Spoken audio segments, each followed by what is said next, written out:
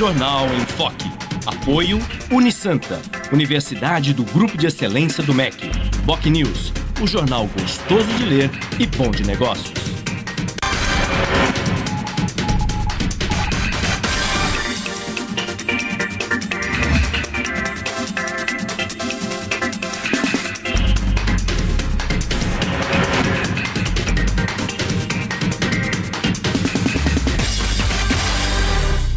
Olá, bom dia. Começa agora pela Santa Cecília TV, uma nova edição do Jornal em Foque ao vivo. E nesta sexta-feira, dia 28 de março, nós estamos recebendo, com muito prazer, o comandante da Polícia Militar na região metropolitana da Baixada Santista, Litoral e Vale do Ribeira, Coronel Ricardo Ferreira de Jesus, e o colega jornalista, diretor da Faculdade de Artes e Comunicação da Universidade Santa Cecília, professor Humberto Chalub. Vamos conhecer agora as manchetes de hoje com a colega jornalista Paula Paparelli. Bom dia, Paula. Bom dia, Chico. Bom dia a todos. O jornal A Tribuna traz a manchete: Santos sob choque de gestão. Na Folha de São Paulo, decisão do Supremo atrasará processo do mensalão tucano. No Estadão, governo quer ampliar foco de CPI para desgastar oposição. No Santa Portal, semifinais do Paulistão serão no domingo e Santos joga às 16 horas. No site do BocNews, sem sustos, time alviverde vence e é semifinalista. No G1 Santos e região, mãe e filho que moravam no Japão morrem em incêndio. E no portal da UOL, ministro Lobão admite pedir economia de energia para não faltar luz na Copa. Chico. 8 horas e 5 minutos e este é o Jornal em Foque pela Santa Cecília TV ao vivo. Muito bem. E os índices de criminalidade subiram na região conforme dados da própria Secretaria de Estado da Segurança Pública de São Paulo. Esses números revelam, por exemplo, um aumento expressivo nos casos de roubos, da ordem de 52%. Esse acréscimo, quando comparado o primeiro bimestre deste ano, de 2014, com o primeiro bimestre do ano passado, 2013. No entanto, o número de homicídios dolosos também registrou queda, da ordem de 36%, uma queda expressiva, portanto. No programa de hoje, nós vamos debater todos esses números levantados e apontados pela Secretaria de Segurança Pública do Estado com o nosso convidado, o comandante da Polícia Militar na região, Coronel Ricardo Ferreira de Jesus, entre outros temas importantes, como, por exemplo, a estratégia da Polícia Militar e dos organismos de segurança para o grande evento que se aproxima, que é a Copa do Mundo, e quando a nossa região vai receber, como se sabe, 3 delegações, 3 seleções estrangeiras. Mas o debate em torno desses temas, entre outros temas relevantes para o setor de segurança pública, vocês acompanham assim que a Paula Paparelli informar a previsão do tempo e o movimento de estradas e balsas. Paula. A previsão para essa sexta-feira é de sol com aumento de nuvens durante o dia. A temperatura varia entre 20 e 29 graus em Santos. As ondas podem chegar a 1,5 metro nas praias da região. E as estradas? O tráfego segue normal no sistema Anchieta Imigrantes. Trânsito apenas na chegada a São Paulo pela Anchieta. Está em vigor a operação 5x5. As pistas norte seguem sentido São Paulo e as pistas sul sentido litoral. As rodovias Padre Manuel da Nóbrega e Cônego Domênico Rangoni apresentam trânsito normal. E as balsas? A travessia entre Santos e Guarujá opera com 7 embarcações. O tempo de espera é de 10 minutos. Guarujá e Bertioga opera com uma embarcação com 20 minutos de espera. Participe do Jornal em Foque. Envie sua pergunta pelo Facebook, Twitter ou por e-mail. je@enfoquecom.com.br.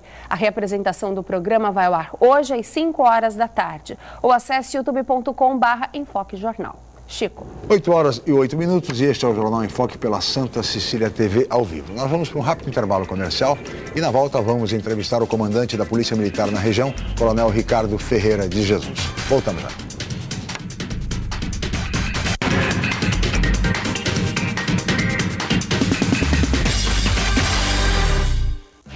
Você ainda tem dúvidas sobre a carreira profissional? Então não perca a 25ª Feira de Profissões da Unisanta.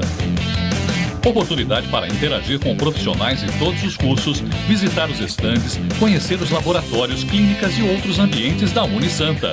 Dia 30 de abril em novo horário, das 9 às 13 e das 19 às 21h30. Entrada franca com sorteio de brindes. Informações 3202-7101 ou www.unisanta.br/feira de profissões. Você procura informação com credibilidade? Aos finais de semana você fica bem informado ao ler o jornal BocNews, semanário distribuído em residências, estabelecimentos e shoppings de Santos. E nas bancas de todo o litoral, pelo valor de apenas uma moeda. Além disso, durante a semana, você pode acompanhar as principais notícias da região no site bocnews.com e nas redes sociais, como o Facebook. Agora você fica sempre bem informado. Jornal BocNews. Gostoso de ler e bom de negócios.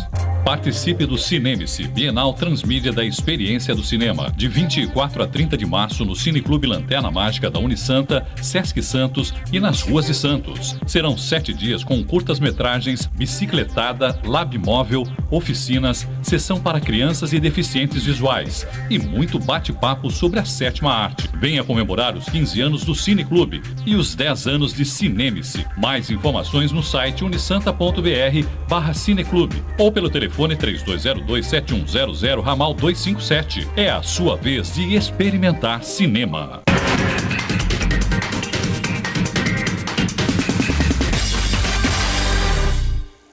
Muito bem, estamos de volta com o Jornal em Foque desta sexta-feira, 28 de março. E hoje recebendo com muito prazer o Coronel Ricardo Ferreira de Jesus, comandante da Polícia Militar na região metropolitana da Baixada Santista, Litoral e Vale do Ribeira, e o colega jornalista, diretor da Faculdade de Artes e Comunicação da Universidade de Santa Cecília, professor Humberto Chalub. E agora nós vamos ver o VT, a reportagem do programa de hoje. Paulo.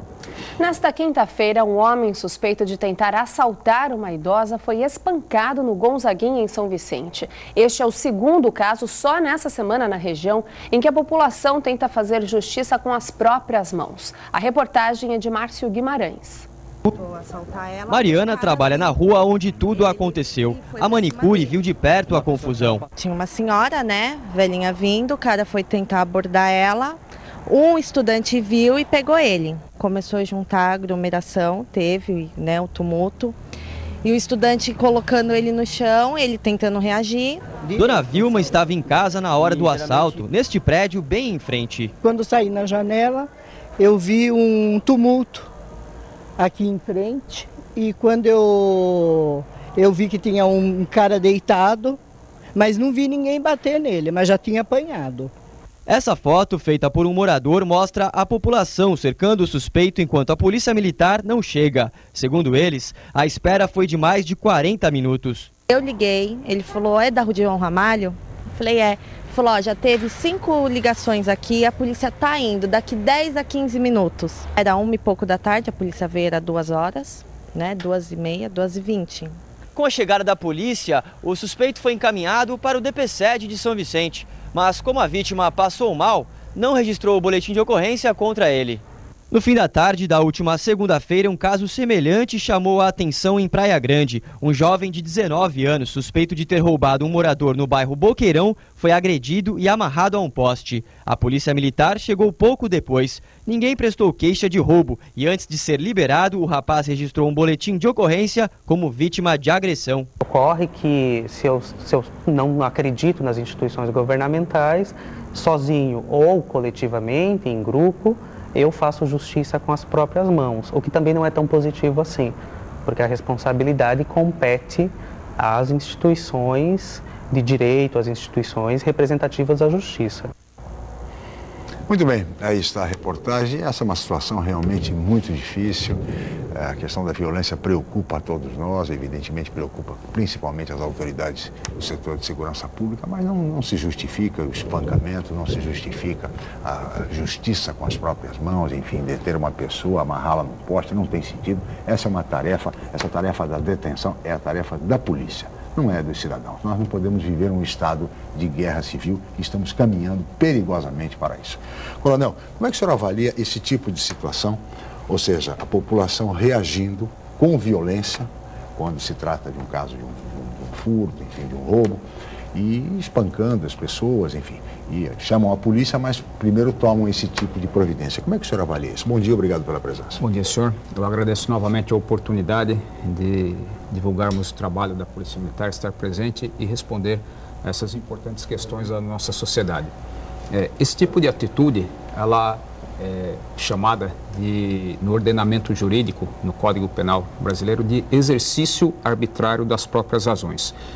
Todo cidadão tem o direito, até isso é um direito, não é um dever, de prender qualquer pessoa que se encontrar na prática de um crime. Esse é um direito que o cidadão tem. Há um dever das instituições, da polícia. Então, o Código de Processo Penal, ele trata a questão da seguinte forma: qualquer um do povo pode, e o funcionário público, o policial, deve prender quem se achar na prática de um crime. Então, a colaboração da população é muito significativa, muito importante, por meio da informação, de chamar a polícia. Até mesmo há casos em que nós não recomendamos, é sempre uma situação que envolve um risco muito grande, como já apresentado aqui nessa reportagem, o cidadão que ele não tendo o conhecimento jurídico, conhecimento técnico, né, as técnicas de efetuar uma prisão, ele parte para isso. Há um risco, mas à medida que ele tomou essa atitude, o próximo passo é acionar a presença da polícia para que a polícia faça a prisão. Então, o caso, o primeiro que foi apresentado, em que o indivíduo foi amarrado em poste. Então, aquilo incorre até numa prática criminal, o exercício arbitrário das próprias razões, e houve uma inversão imediata da questão de natureza criminal. Ou seja, ele registrou a queixa que ele foi agredido pelas pessoas que teriam tentado agir em prol da sociedade. Então, do ponto de vista criminal, do ponto de vista jurídico, essa atitude que ela deve ser rechaçada é uma atitude contrária. Agora, há o direito do cidadão em prender. O indivíduo entra na sua casa para roubar, praticar um crime, você teve condições de segurança, conteve o indivíduo e aciona a polícia. Agindo além disso, passivo incorre um crime, né? A agressão ou esse tipo de atitude. Então, devemos evitar imediatamente. Sim. Mas é sempre bom lembrar que as pessoas não devem reagir. A própria orientação da polícia é nesse sentido. Não reagir em caso de assalto, em caso de situações de violência, porque normalmente o cidadão do povo, o cidadão comum, acaba sendo sempre prejudicado, já que não é treinado para isso. Humberto Salub, bom dia, obrigado pela presença. Bom dia, Chico, bom dia, comandante Ricardo. Realmente, a gente nota que eu trouxe um dado muito interessante que foi publicado ano passado, que foi até o Centro de Estudos Latino-Americano, né? Ele fez um estudo em vários países. E só para ter uma ideia, no Brasil nós tivemos um crescimento em 30 anos, aí, pouco mais de 3 décadas, né? Um crescimento na ordem da violência que eles estipulam, principalmente homicídios, né? Na ordem de 210% aí em nível do Brasil, né? Então nós saímos de um patamar de 1980, que era um registro de 6 homicídios por 100 mil habitantes, para 30, né? E isso é um dado que reflete, apesar desses dados mais recentes da polícia, reflete uma realidade que a gente está observando que está se agravando. E se atribui muito, comandante, essa é uma questão que eu queria colocar para o senhor, até pela experiência que o senhor já tem nesse ramo, se atribui muito à questão social, né? Então, se associa a ideia da criminalidade à questão social. Isso realmente procede? Porque se torna até contraditório, porque na mesma medida que a gente está vendo, você anuncia aí a evolução da melhoria da renda, a melhoria das questões de saúde, em algumas localidades onde não existiam, né, principalmente no Nordeste, houve o crescimento da violência e o crescimento da criminalidade. A violência se deriva estritamente da questão social ou existem outros fatores que o senhor apontaria como importantes para também esse quadro que a gente está vivendo hoje? Sim, senhor. Primeiro, em relação ao dado que o senhor apresenta, é que um dos indicadores da violência ou da criminalidade reconhecido mundialmente, definido pela Organização Mundial de Saúde, é a taxa de homicídios por 100 mil habitantes. O estado de São Paulo, ele vem numa descendente já muito grande, uma diminuição dessa taxa. Nós chegamos recentemente a níveis, a questão de 2 anos atrás, em um nível, né, não a níveis, em um nível em que estava dentro daquele referencial previsto para a Organização Mundial de Saúde, que é a taxa de, no máximo, 10 homicídios por 100 mil habitantes. Então, o estado de São Paulo, entre todos os estados da federação, tem apresentado uma taxa de homicídios bastante satisfatória e, como revelado pela própria estatística divulgada nessa semana pela Secretaria de Segurança Pública, os homicídios vêm numa decrescente em nosso estado. A cidade de Santos apresenta uma taxa menor do que 10 homicídios por 100 mil habitantes. Então, o que coloca a cidade de Santos em padrões internacionais aí, em relação a este indicador, esse importante indicador.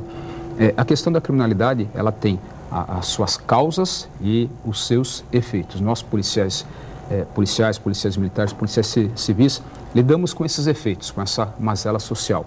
E as causas estão associadas também ao que nós chamamos de prevenção primária da segurança. A polícia, em específico a polícia militar, trabalha com a chamada prevenção secundária, que é a presença do policial, policiamento ostensivo e a repressão imediata do delito, que é a prisão em flagrante.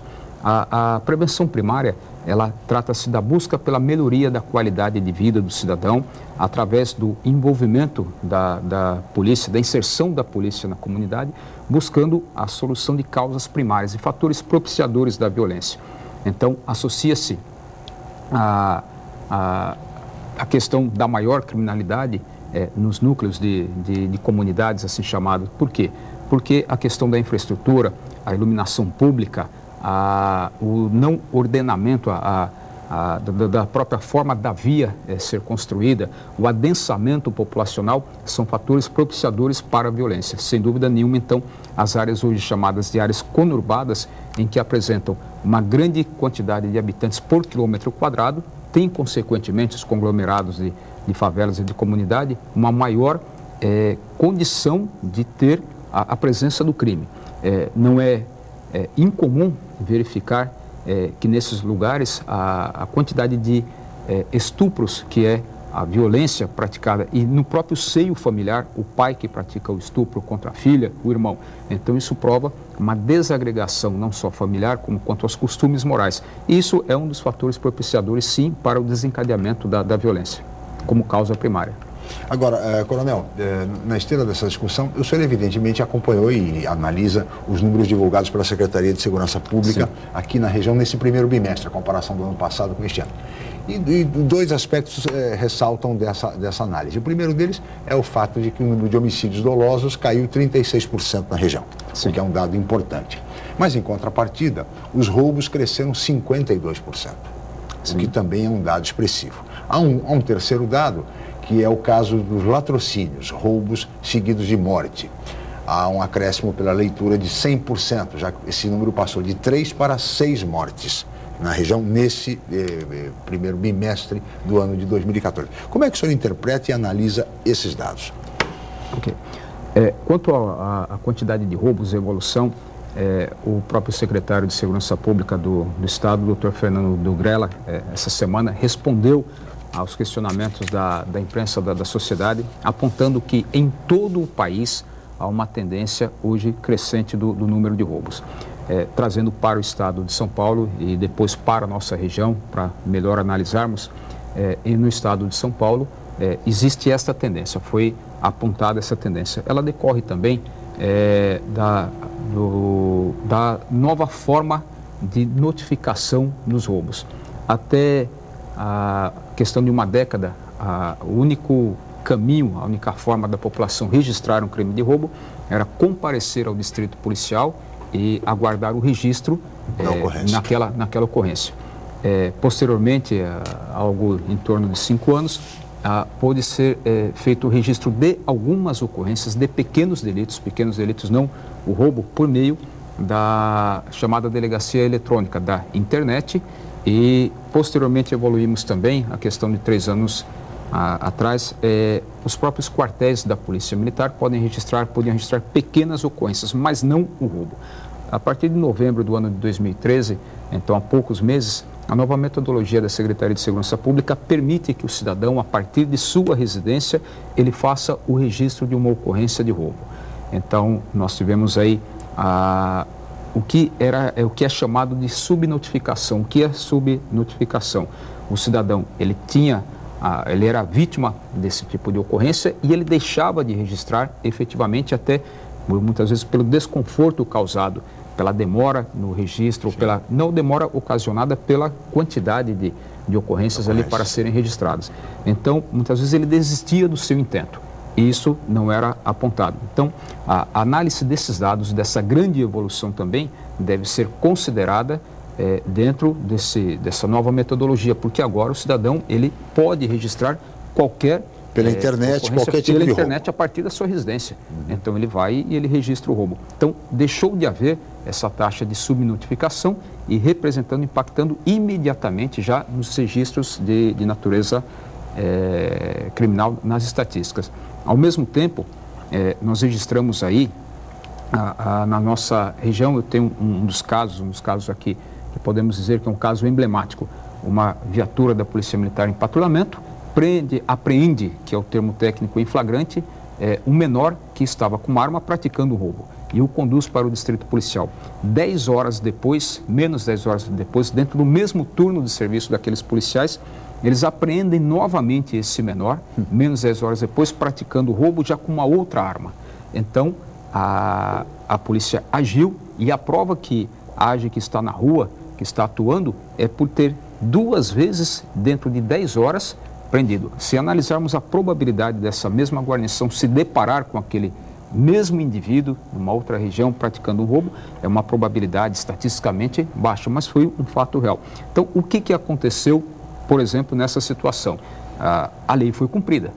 A polícia apreendeu o indivíduo, recolheu aquela arma dele, o conduziu para o distrito policial, mas ele, porque o próprio Estatuto da Criança e do Adolescente, instituído há mais de 2 décadas, numa outra realidade, numa outra circunstância, prevê que ele não fique cerceada a sua liberdade por conta disso. Basta que o pai vá lá e compareça. Então, essa sensação que o menor, que o criminoso, ele está tendo de uma quase impunidade, está levando também esse aumento aí, consequentemente. Agora, Coronel, existe essa discussão em torno da maioridade penal.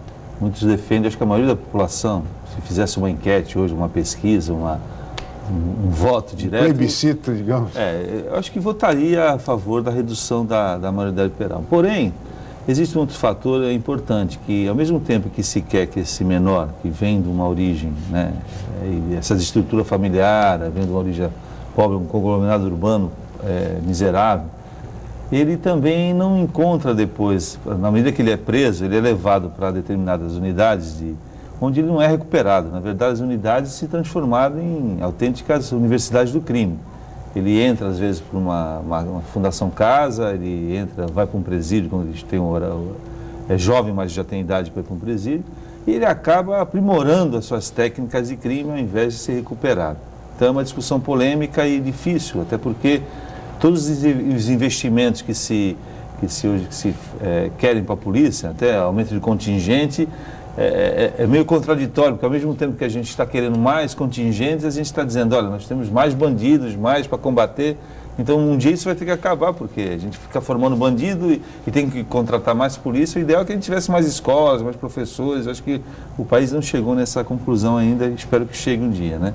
Agora, a sua opinião hoje, o senhor votaria a favor da redução da maioridade penal para poder realmente enquadrar esses menores numa situação mais grave, assim, poder prolongar o tempo de detenção deles, ou o senhor acredita que não, que esse processo, a recuperação, poderia ter um trabalho realmente de reinserção desses jovens na sociedade? Coronel, mas eu gostaria que o senhor respondesse no próximo bloco. Nós vamos para um rápido intervalo, voltaremos em seguida com o Jornal em Foque.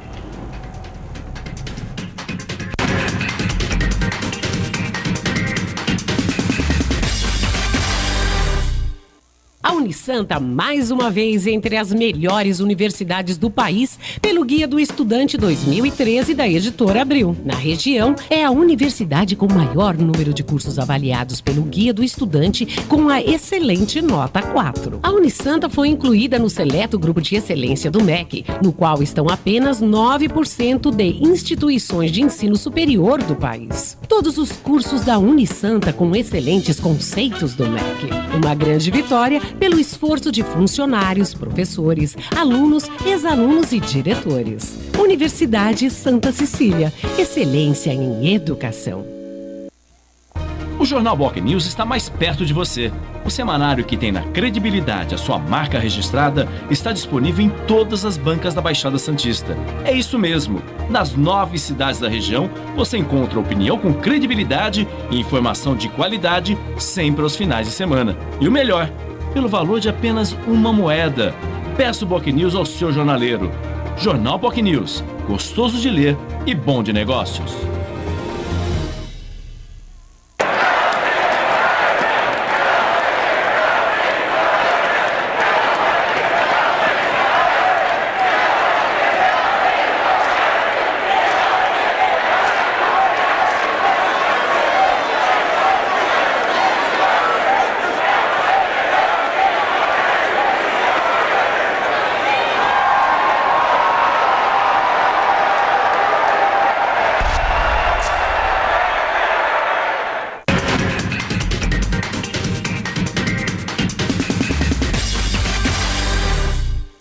Muito bem, estamos de volta com o Jornal em Foque desta sexta-feira, 28 de março. E hoje recebendo com muito prazer o comandante da Polícia Militar na região, o Coronel Ricardo Ferreira de Jesus, e o colega jornalista, diretor da Faculdade de Artes e Comunicação da Universidade Santa Cecília, professor Humberto Chalub, que no bloco anterior, Coronel, deixou uma pergunta relativa à maioridade penal. Se nós tivéssemos um plebiscito hoje, como é que o senhor votaria, Coronel, a favor da redução da maioridade penal ou não? Bom, é um tema bastante complexo. A Polícia Militar, ela segue o ordenamento jurídico, aquilo que foi definido. E hoje a polícia, ela prende o maior de 18 anos, ela aprende o adolescente e aplica as medidas protetivas à criança. A criança, compreendido assim, aquele que tenha menos de 12 anos na nossa sociedade, e ele não sofre nenhuma medida, nenhuma sanção do Estado. Deve ser protegido, encaminhado para o Conselho Tutelar. Nós estamos acompanhando diariamente que na nossa sociedade, em todos os estados, o menor de 18 anos ele tem praticado crimes bárbaros, né? Não deixamos de registrar a questão dos menores que vitimaram o Dr. Loss, a que a sociedade perdeu com aquele pai de família, perde muito, né? Aquela família perdeu o seu ente querido. E vamos imaginar quantos foram os pacientes também, pessoas que dependiam do tratamento, do conhecimento daquele médico para tratar, para cuidar. Então, 5 minutos depois, a Polícia Militar apreende os indivíduos, porque eram menores que praticaram, e eles respondem assim, né, a indagação. Antes ele, aquele médico, do que eu, né? Então, foi essa a resposta dada.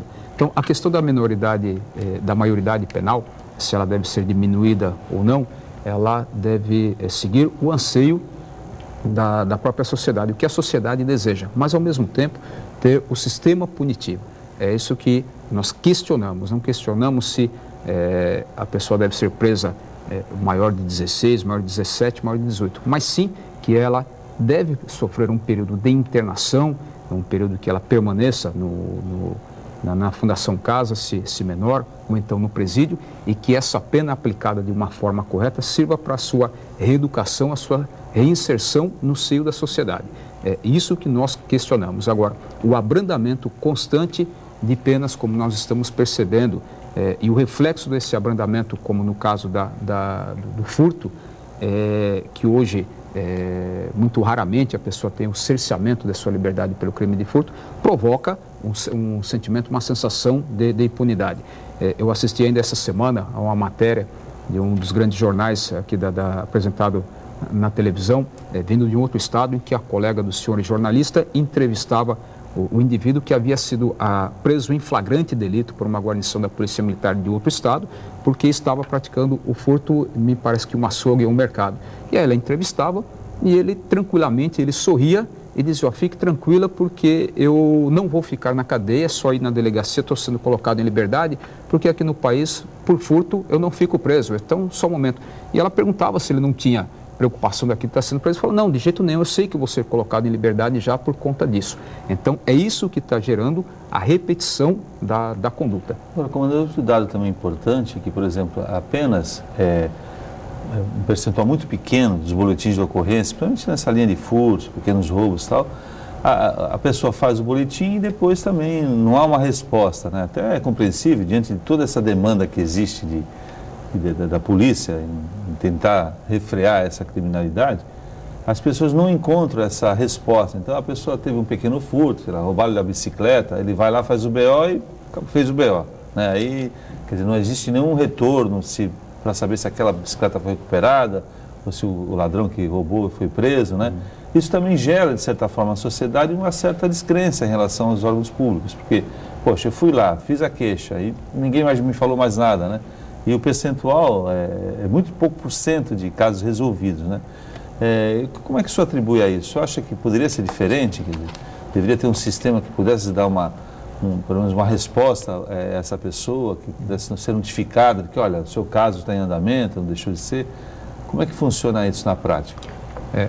Por ser uma competência, a apuração do crime, obviamente depois que ele ocorre, da Polícia Civil, então por uma questão ética, uma melhor resposta seria oportuna deixar para o Dr. Aldo Galiano, delegado que representa toda a região aqui, a Polícia Civil, dizer, mas eu posso apontar as dificuldades que o meu colega Dr. Aldo Galiano tem na apuração e assim os seus delegados também. Muitas vezes as informações, elas não trazem uma quantidade de dados suficiente a melhor permitir a investigação de natureza criminal. Nós, policiais militares, quando nos deparamos muitas vezes com a notificação dessa ocorrência, já há uma dificuldade do cidadão em reproduzir, até porque muitas vezes ele está assustado, ele não viu, ele não tem a característica do indivíduo, ou o caso de furto, né, que não há uma indicativos, vestígios que apontem justamente para essa investigação. Então, eu sei que o trabalho da Polícia Civil é um trabalho difícil, porque investigar alguma coisa que às vezes há uma carência de dados. Então, a cidade de Santos, ela sai nesse momento com uma vantagem pelo monitoramento por meio de câmeras instaladas na cidade. Quanto mais câmeras nós tivermos, melhor esse fator de prevenção. Então, realmente há uma dificuldade. Agora, o acompanhamento de uma apuração ou de queixas, né? O Estado de São Paulo, ele constituiu as ouvidorias das polícias. Então, nós gestores, nós comandantes, aí recebemos várias e várias queixas, reclamações e também elogios por meio da ouvidoria das polícias sobre as ações tanto da Polícia Militar como da Polícia Civil. Então, no âmbito da Polícia Militar, são diversas as informações que nós devemos prestar. Não chega a ser um saque, né, porque não existe isso, né, um setor de atendimento ao cliente, mas é o correspondente, é uma ouvidoria em que o cidadão, ele liga na ouvidoria, ele por meio da internet, ele faz a sua reclamação, ele faz o seu questionamento. E mensalmente nós respondemos a diversas demandas que vêm por meio da ouvidoria da Secretaria de Segurança Pública e também da ouvidoria, que ela está ligada à Secretaria, mas é um órgão independente. Então, nós respondemos a esses questionamentos, sim. Coronel, a partir de junho, os policiais terão direito a uma bonificação por parte do governo do Estado com relação à produtividade, né? Diversos valores, baseado em uma série de critérios, quer dizer, os índices de criminalidade diminuindo, os policiais terão uma remuneração mais adequada a título de bonificação. Eu gostaria de saber o seguinte, esse estímulo que é importante da bonificação, no sentido da produtividade, não pode gerar, por outro lado, Coronel, uma subnotificação dos crimes? Não, são coisas bem diferentes, né? Não vejo uma ligação direta entre a bonificação. Que há necessidade de diminuir os índices de criminalidade para que essa bonificação seja paga. Isso não pode levar a uma situação, vamos dizer, nesse sentido de subnotificar o crime para que as estatísticas apontem que eles estão sendo reduzidos? Não vejo correlação. Não vejo correlação de forma alguma. Seria quase que dizer o seguinte, obrigar. Lógico que não é essa a forma que o senhor coloca, obrigar a população, de alguma forma, coagir a população a não notificar o crime dele. Não, de jeito nenhum. O cidadão tem liberdade no nosso país. Nosso país é um país democrático, é um país que tem direito e que não há nenhum tipo de coação dos órgãos públicos contra o cidadão. Não existe a coação do órgão público, da pessoa jurídica do órgão público, de forma alguma. Então, a notificação ela é importante, ela está sendo tratada e as metas que estão sendo colocadas para a redução, estudadas inclusive por o Instituto Falcone, nós temos reuniões constantes em São Paulo para apontar, discutir as ações que podem ser feitas e, de uma forma técnica, o apontamento dos percentuais desejados como meta para a redução. Nós temos trabalhado, discutido muito isso aí. Então, é um bônus no salário se houver uma redução de determinados crimes em uma região. Então, a forma é se o trabalho das polícias em conjunto, da Polícia Militar, da Polícia Civil e também do Instituto de Criminalística, da nossa Polícia Científica, participando conjuntamente, promover naquela região uma diminuição da atividade criminal. Essa é uma primeira iniciativa, uma iniciativa que o governo do Estado e a Secretaria de Segurança Pública têm apostado muito. Há uma dificuldade nesse momento em definir a metodologia, por isso é que se estuda muito seriamente e tecnicamente esta questão. Outras iniciativas também já estão despontando em outros estados da federação. Cito como exemplo Minas Gerais, em que aprovou uma lei que bonifica o policial militar individualmente por arma apreendida. Cada arma apreendida, então, é um bônus para aquele policial limitado a um valor mensal pela quantidade de armas. Então, vejo como uma iniciativa muito importante. Ainda que seja, é um dever do policial apreender arma, é um dever, né? Então, ele ganha para isso aí. Mas cada arma retirada é um custo, a diminuição de um custo muito grande para a sociedade. Então, bonificar por isso é criar um fator motivacional adicional para ele até mesmo trabalhar na sua hora de folga com essa finalidade. Então, são iniciativas louváveis da sociedade. Comandante, a gente observa que ao longo dos anos aí o poderio criado pelo tráfico de drogas. A gente vê no Rio de Janeiro, que é o caso talvez mais evidente, né, que hoje ainda estão resistindo até hoje, né, as quadrilhas que ocupam os morros lá. E recentemente a gente sabe que aqui na região também existem alguns núcleos, como aconteceu recentemente no Morro, que atingiram até um helicóptero da Sabesp, que ia fazer equipamento. A gente sabe a existência desses núcleos de armados aí, de quadrilhas envolvidas com o tráfico de droga. E o tráfico de droga, de certa forma, ele está no país, na presença no país, hoje ele se infiltrou em vários ramos da nossa sociedade, né? Já se sabe aí, já se ouve falar da presença até de bancadas de deputados favorecidos por isso, né? Nos poderes judiciários também. E existe uma tendência agora de se discutir essa questão da liberalização da maconha, né? O país aqui ao lado do Uruguai implementou uma política, alguns estados americanos já estão adotando essa política, e na Europa também, como Portugal, no caso, também já adotou há algum tempo, e os resultados disso estão sendo apurados, ainda não existe ainda uma opinião clara sobre isso. Eu gostaria de saber a sua opinião, até porque Santos, quem frequenta a praia, às vezes à tarde, normalmente vê grupos de jovens, né, consumindo maconha ali na praia e tal, e de certa forma é feito assim uma vista grossa, porque talvez se tivesse que prender todo mundo, não existiria lugar para levar toda essa gama de juventude. A sua opinião, você acha que talvez fosse um momento do país realmente discutir essa questão? Até porque se existe, o presidente do Uruguai, ele colocou uma questão muito interessante, porque ele falou, olha, eu não estou criando um mercado. O mercado já existe de consumo de drogas, né? No caso da maconha. Eu estou apenas regulando porque eu vou cobrar um imposto e com o imposto eu vou trazer as melhorias, vou dar assistência a possíveis viciados, vou melhorar as condições da polícia para que eu possa intervir. Qual é a sua opinião a respeito disso? Você acha que o país deveria discutir mais a fundo essa questão? Porque até certo ponto isso também tem alimentado uma cadeia de marginalidade e criminalidade que se instalou no país e que realmente está difícil combater. Recentemente, houve uma alteração na legislação do nosso país. A lei de entorpecentes, antigamente denominada lei de entorpecentes, ela é substituída, evoluída para a chamada lei antidrogas, e que ela passa a tratar o usuário, o dependente químico, a pessoa doente, com a previsão de não aplicação de sanções diretas no primeiro momento, mas sim a advertência dada pelo juiz, a evolução, depois uma medida de internação. Então, a sociedade já ela reconheceu o usuário, o dependente químico, e procura dar o tratamento a ele. Vemos na cidade de São Paulo a dificuldade dos órgãos públicos, todos eles na esfera estadual, na esfera municipal também, em lidar com a questão do viciado em crack, né? Então, a maconha é ou não uma substância que cria uma alteração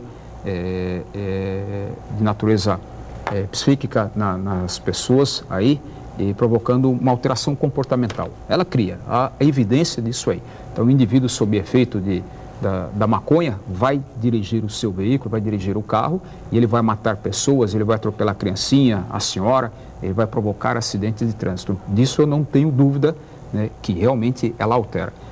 O senhor cita o incômodo que o consumo de maconha causa à sociedade. O senhor vai passear na praia, na orla, e vê o usuário de droga ali. E a Polícia Militar prende esse usuário de droga, cumprindo seu papel, seu dever, leva até o distrito policial.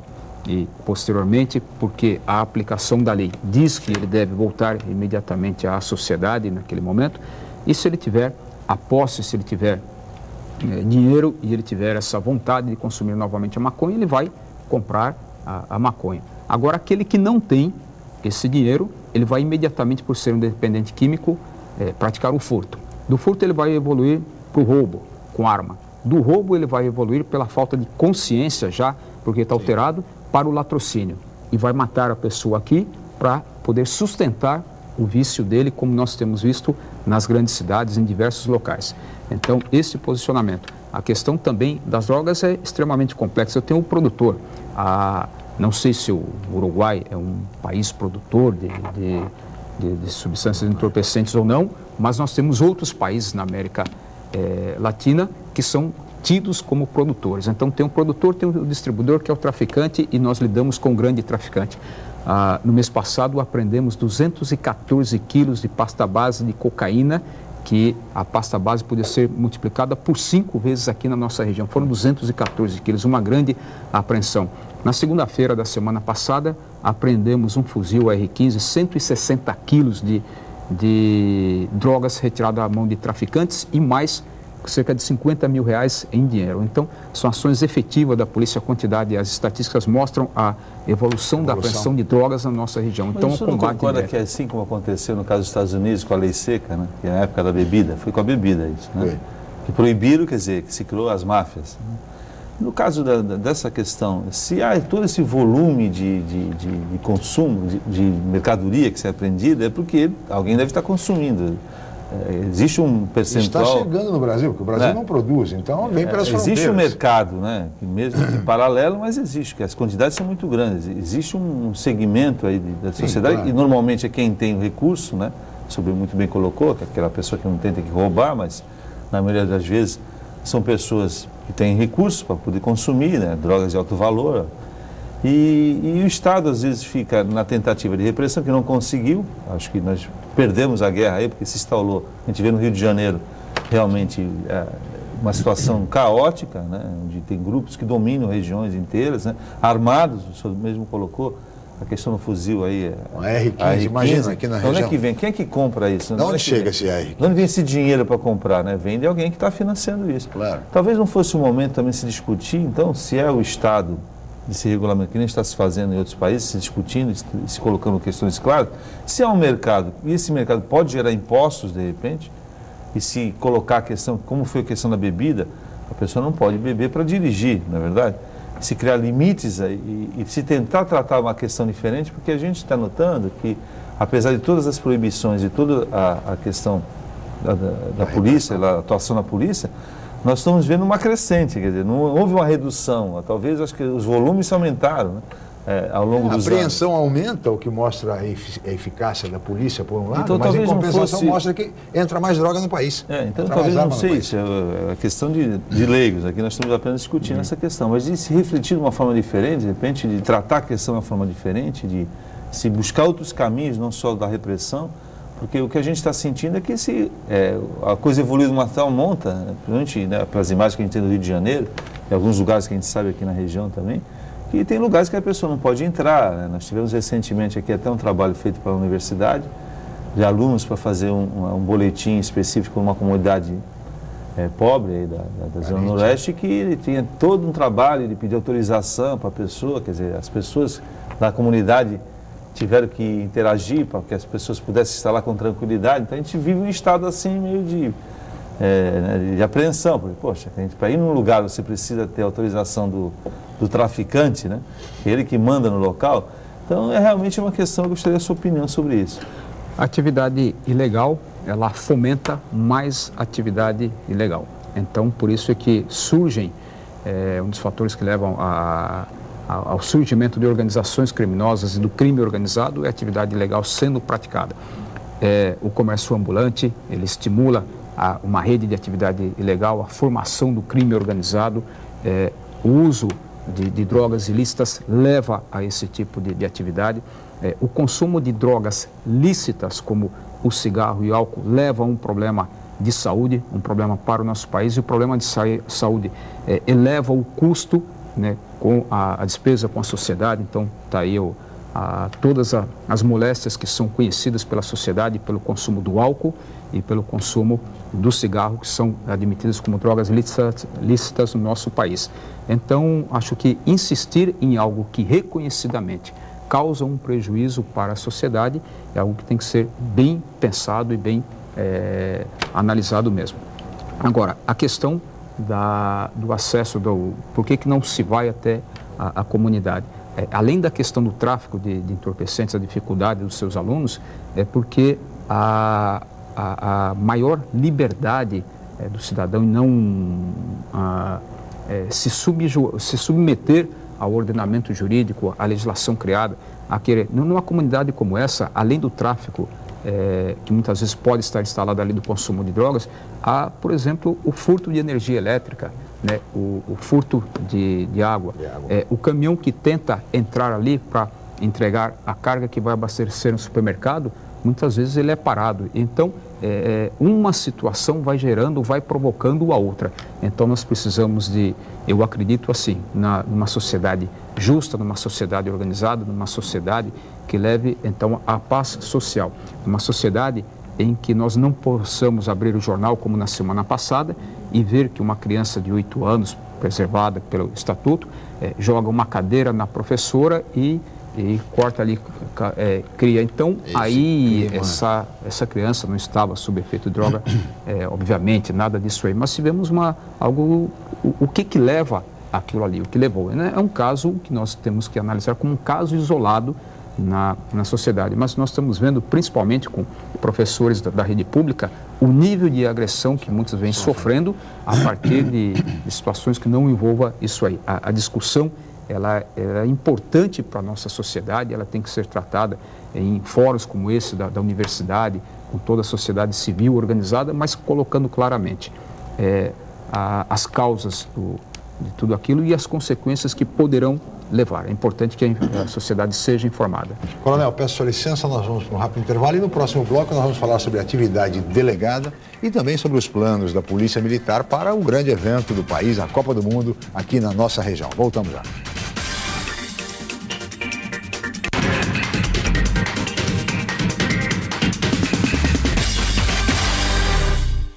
A Universidade Santa Cecília oferece cursos de mestrado inéditos na região e recomendados pela CAPES, com professores altamente capacitados, mestrado em Ecologia e mestrado em Engenharia Mecânica. Aproveite descontos especiais e financiamento em até 36 meses. Inscrições abertas. www.unisanta.br/mestrado. Informações 3202-7100, ramal 7259. Universidade Santa Cecília, entre as 9% melhores do país. Você procura informação com credibilidade? Aos finais de semana você fica bem informado ao ler o jornal BOC News, semanário distribuído em residências, estabelecimentos e shoppings de Santos. E nas bancas de todo o litoral, pelo valor de apenas uma moeda. Além disso, durante a semana, você pode acompanhar as principais notícias da região no site bocnews.com e nas redes sociais, como o Facebook. Agora você fica sempre bem informado. Jornal BOC News, gostoso de ler e bom de negócios. Neste domingo, a partir das 8h15 da manhã, 8º Circuito de Sprint Triathlon Santa Cecília TV.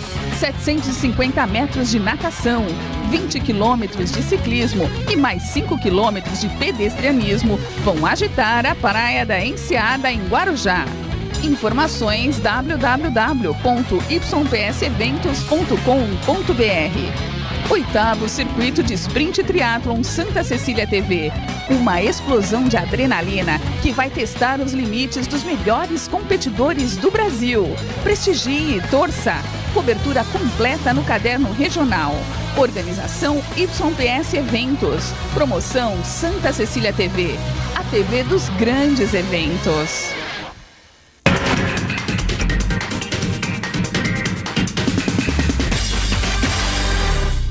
Muito bem, estamos de volta com o Jornal em Foque desta sexta-feira, 28 de março. E agora estamos no último bloco com o Coronel Ricardo Ferreira de Jesus, comandante da Polícia Militar na região, e o colega jornalista, professor Humberto Salud. E aqui neste bloco, Coronel, eu gostaria que o senhor abordasse, primeiro, a questão da atividade delegada, se já está funcionando, como está funcionando, e também a questão dos preparativos da Polícia Militar para a Copa do Mundo. Nós vamos receber 3 seleções estrangeiras na região, México e Costa Rica em Santos, e a Bósnia e Herzegovina em Guarujá. O senhor vai ter um efetivo ampliado para isso, Coronel? Então, já que foi o último ponto aí, vamos fazer a inversão. Para o policiamento, o incremento do policiamento para a Copa do Mundo, nós teremos 3 seleções aqui, então estamos fazendo o nosso planejamento a partir dos locais onde essas seleções ficarão hospedadas, as atividades deles, haverá trabalho de escolta, que é devido para essas seleções, e o policiamento preventivo local. Não receberemos reforço de policiamento, porque o maior reforço está consagrado para a capital, está destinado para a capital. Mas teremos um esforço de policiamento por meio de escalas extras aos nossos policiais, trabalhando mais horas aí para garantir. As férias já foram cortadas, policiais militares em todo o estado. Para esse período da Copa do Mundo, nenhum policial militar entrará em férias ou em licença-prêmio por uma ordem governamental. Então, isso por si só já gera um incremento da quantidade de policiais, né? Então, se eu tenho 120 policiais, um exemplo, para atribuir férias por ano, eu teria 10 policiais de férias por ano. Se eu não tenho essas férias tão supridas, eu já tenho mais 10 policiais na rua. Claro. Então, isso é o esforço de policiamento. Além de escalas extras que serão colocadas, garantindo mais policiamento. Então, nós teremos, importante dizer, teremos mais policiais trabalhando do que em situação normal. É um desafio imenso cuidar de 3 seleções estrangeiras aqui na nossa região metropolitana, né, Chalupa? E quando ter algum posto específico para atendimento ao turista estrangeiro, algum sistema especial para atender esse tipo de turista que virá para a cidade? Juntamente com o Poder Público Municipal, secretarias municipais de cultura, que normalmente se envolve de turismo, né? De turismo que se envolve nessas questões, há algumas tratativas aí realmente para atender. Há uma previsão de recebermos aí, acompanhando a vinda dessas seleções, também os torcedores, os turistas estrangeiros, né? Fala-se até na vinda de um navio ou até algo parecido. Exatamente, com 4 mil turistas mexicanos. Isso, tomamos conhecimento disso. Então, essas informações permitirão o nosso planejamento, o alinhamento, a questão da linguagem, também da língua estrangeira. Lógico. Então, policiais estão sendo preparados também para lidar com essa questão. É um grande desafio. Vai ser no Guarujá, hein? Com a Bósnia e Herzegovina. Realmente falar a língua deles é um pouco difícil, né? Castelhano é mais fácil. Mas há um planejamento voltado para os atletas e, consequentemente, para essa migração de turistas aí também. Muito bem. Coronel, esperamos que dê certo, porque deu certo no Carnaval, deu certo na virada do ano, na temporada de verão, não tivemos, felizmente, grandes problemas e certamente tudo vai correr bem também na Copa do Mundo. Agora, Coronel, para encerrar, e a questão da atividade delegada aqui na nossa região? Parabenizamos a iniciativa do prefeito da cidade de Santos como trazer de uma forma pioneira para a região a atividade delegada. E isso já gera reflexos em outros municípios que despertam interesse, já com aprovação de leis que permitem o exercício da atividade delegada, que garantirá uma maior presença de policiais militares diariamente atuando na nossa região. Hoje, policiais militares saem da cidade aqui de Santos, da nossa região, para subir a serra e exercer essa atividade delegada na cidade de São Paulo, onde está implantada. Então, iniciativa pioneira. A atividade delegada, ela constitui na transmissão de algumas competências de natureza do município de fiscalização de ilícitos administrativos, como o comércio ambulante, o comércio irregular, informal, não legalizado, como a poluição sonora e outros assuntos de competência do município fiscalizar e atribuir sanções. E delega-se, transmite-se essa competência por meio de um convênio para o Poder Público Estadual, representado nesse momento pela Polícia Militar. E o policial militar, ele de folga, ou de férias ou de folga, ele se voluntaria a trabalhar na sua hora de folga, fazendo esse exercício de fiscalização do município. Ao mesmo tempo, ele estará presente na rua, fardado e garantindo também a segurança do cidadão. Então, foi uma forma imediata que o governo do estado viu de incrementar a quantidade de policiais aqui. Uma iniciativa importante essa da atividade delegada, mais segurança para a população da nossa cidade e da nossa região. Coronel, muito obrigado pela sua presença. Chegamos ao final, teríamos muito a conversar, mas só sabe, limitados pelo tempo, nós somos. Muito obrigado pela sua presença mais uma vez. Eu que agradeço a oportunidade. Muito obrigado, Chalupa, mais uma vez, como comentarista, Paula Paparelli, a toda a equipe, especialmente a você, telespectador, pela atenção, pela audiência, pelo carinho. Nós estaremos de volta na segunda-feira em mais uma edição do Jornal em Foque. Tenham todos um ótimo final de semana e até segunda-feira. Jornal em Foque. Apoio Unisanta, Universidade do Grupo de Excelência do MEC. BocNews, o jornal gostoso de ler e bom de negócios.